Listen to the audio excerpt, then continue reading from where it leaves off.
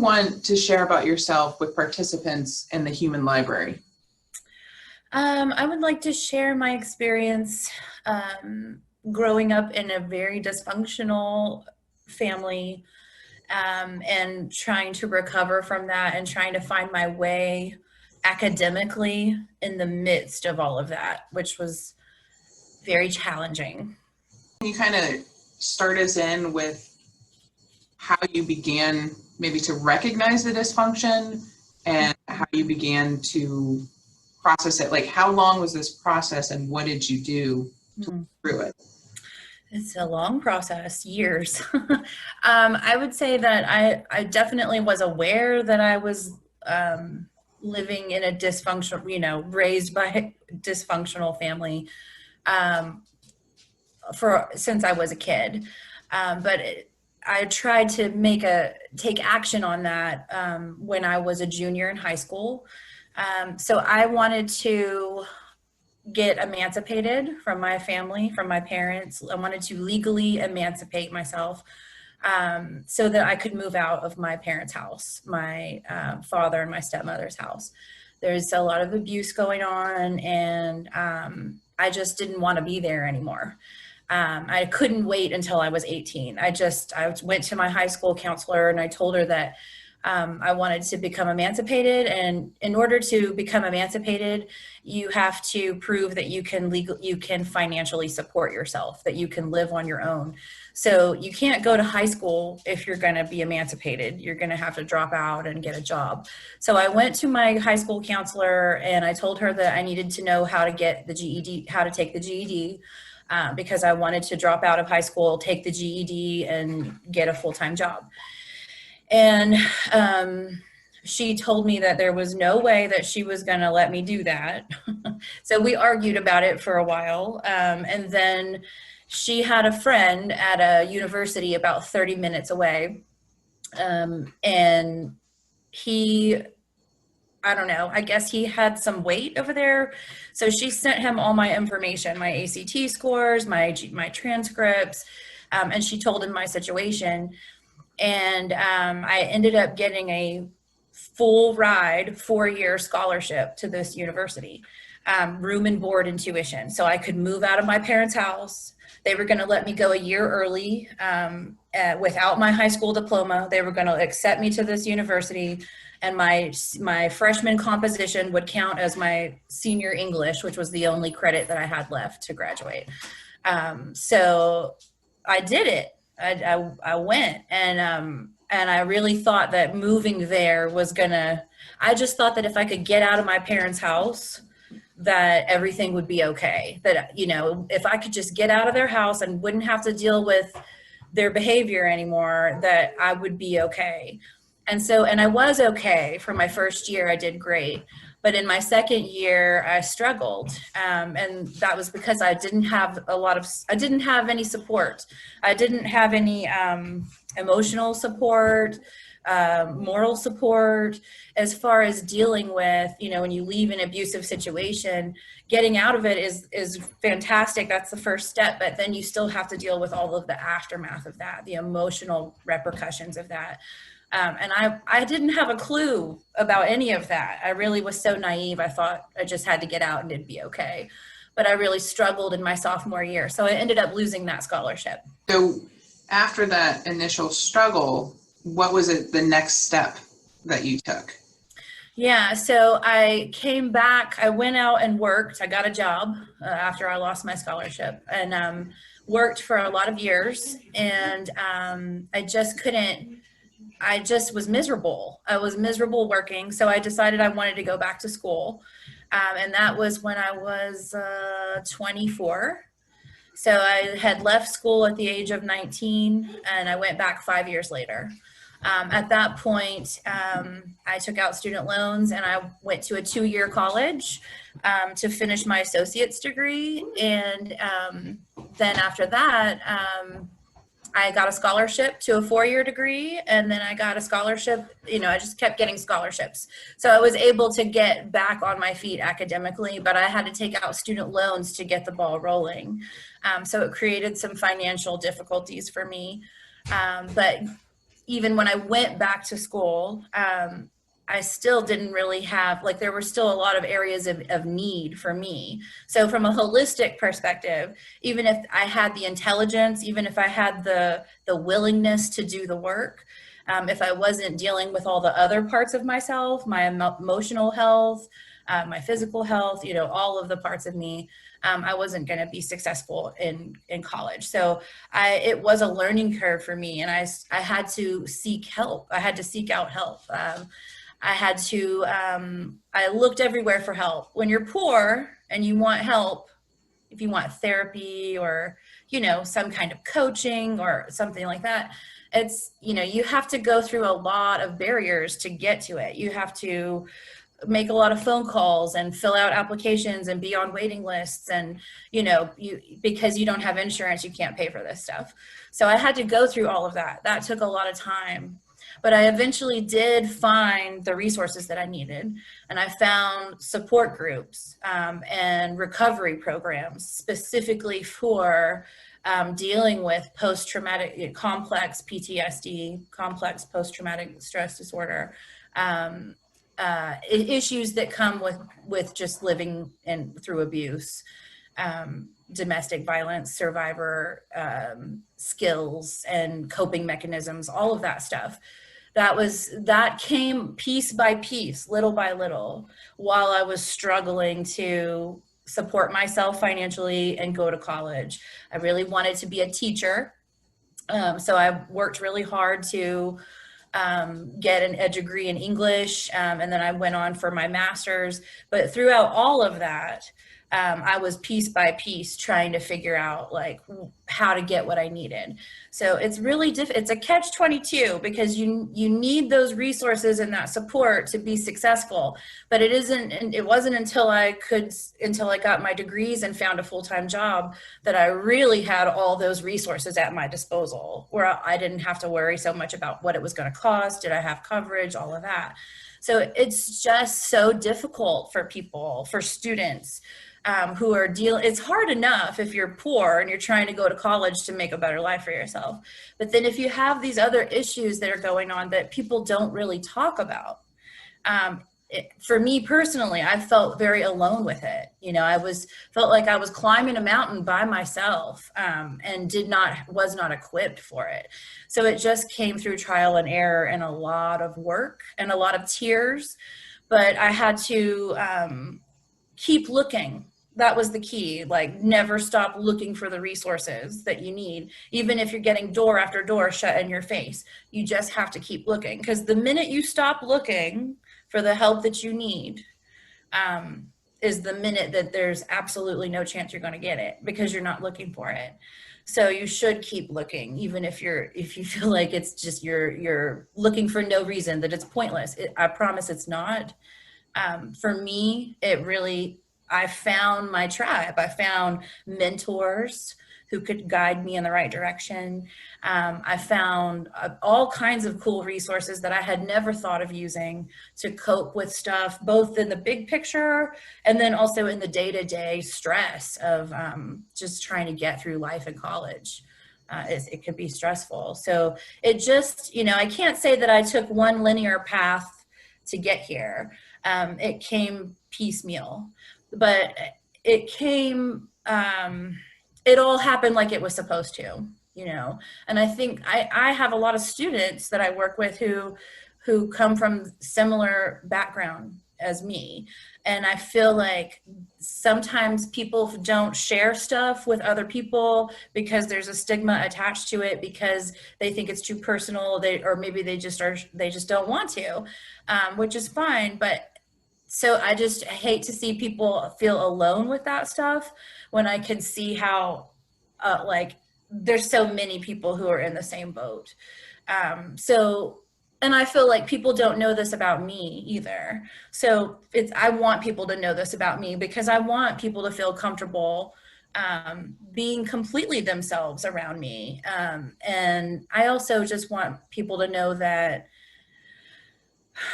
it's possible to succeed even when all the odds are against you. I really could have ended up in so many different places than the one that I'm in right now. And I do feel like it's a miracle that I got to where I am, and I'm grateful for that. And a lot of that was my hard work and determination, but it was also because of other people who helped me, and that was because I was willing to share my truth with them. So I guess that's why I wanted to talk about that. And is this something that you continue to have to work through? Like, do you still see issues from growing up with a dysfunctional family in your day-to-day life, or whether it's work or personal now? Definitely. Yeah, it's something that's it's a work in progress. Like it's all about progress and not perfection. So just like I think with any sort of therapy or any behavior modification, or just trying to change the way that I think about things, because the way that I think can sometimes dictate the way that I feel. You know, I've learned so much about myself and how to cope with things, skills that my parents didn't teach me because they didn't have that skill set to share with me. So I had to go out and find it in other places. So I'm sort of reparenting myself every day, and that's the process, and that's okay. I'm good with that. You know, it's been a very rewarding journey, and I hope that it continues to be. But yeah, for sure, like even if I've overcome major hurdles, there are definitely moments where stuff still comes up, and you know, I end up having to call somebody and say, oh, I'm really struggling with this, even if it's the type of thing that I've struggled with before and we've talked about it before, you know. Yeah. I think that's part of the being human, is taking a few steps forward and maybe taking one or two back, and you know, that dance of progress. So definitely I still work on that stuff every day. And I have a support group that I go to, and people in that support group that I'm in regular contact with.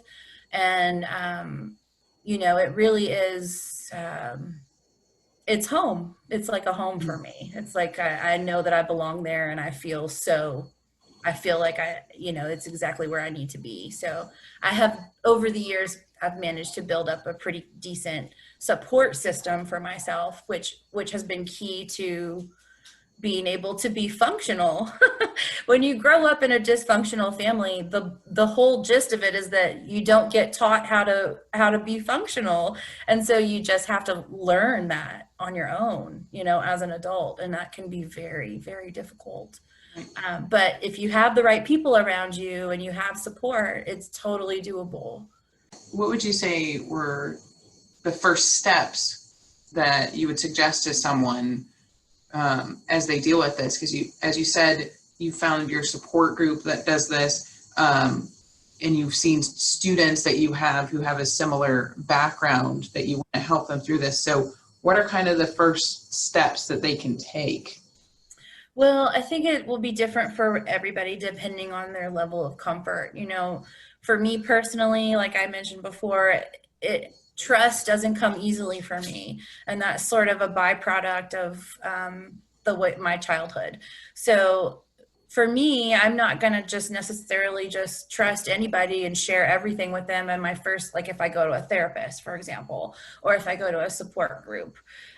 So for me, I think I initially started just finding books, reading, like doing Google searches on the things that I was struggling with, reading blogs, listening to, if there were people who suggested different books or different podcasts or things that related to the topics, I would, you know, definitely check those out. That's a good starting point, because sometimes we don't know, sometimes we can't even articulate what it is that we're struggling with, you know, so we might not really know what it is we need help with.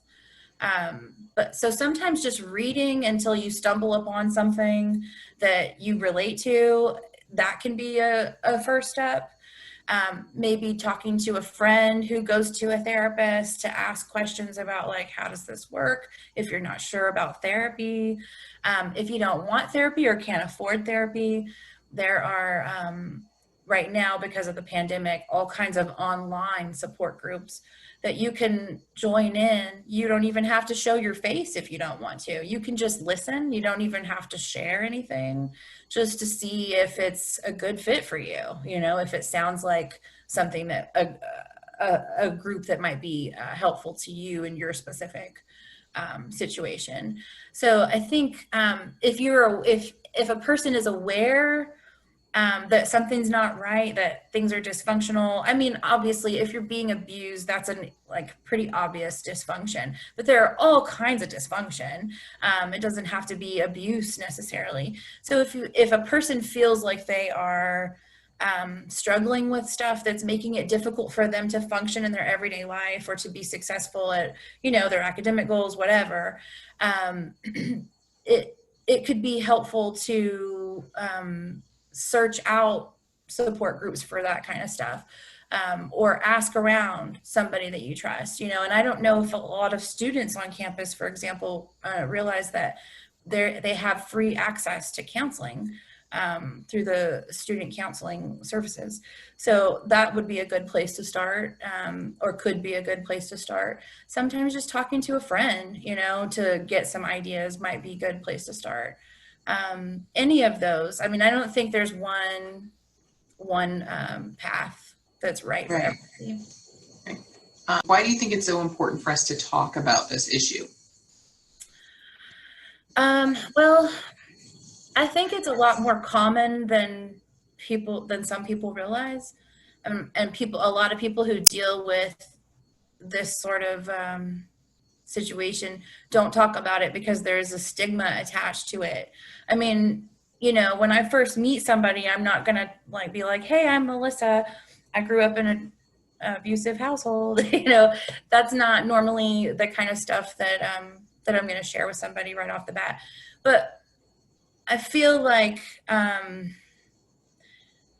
people are suffering silently and they're lonely with their suffering. You know, like people are going through a lot of things that are similar to other people.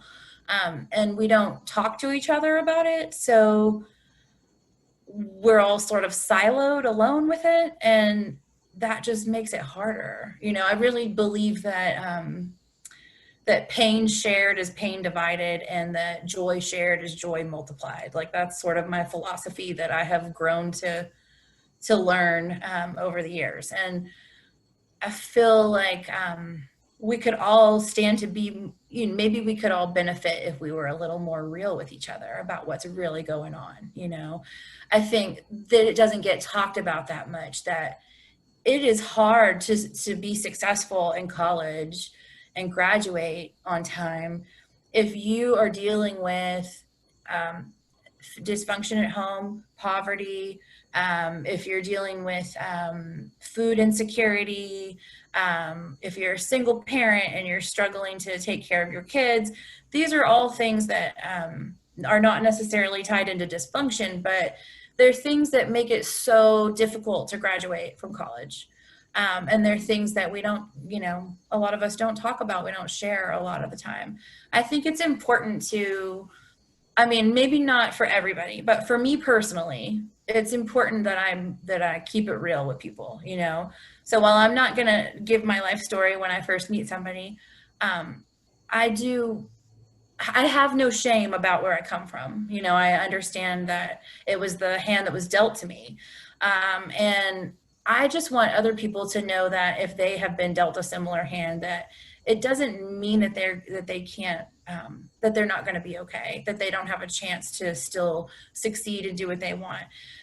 You know, if their family life or their family upbringing creates problems for them and they have to drop out of college, that doesn't make them a loser. It doesn't mean that they're never going to go back or that they weren't cut out for college. It might just mean that it's not the right time, that right at that time they have some other things that they need to address before they can be successful at what they want to do.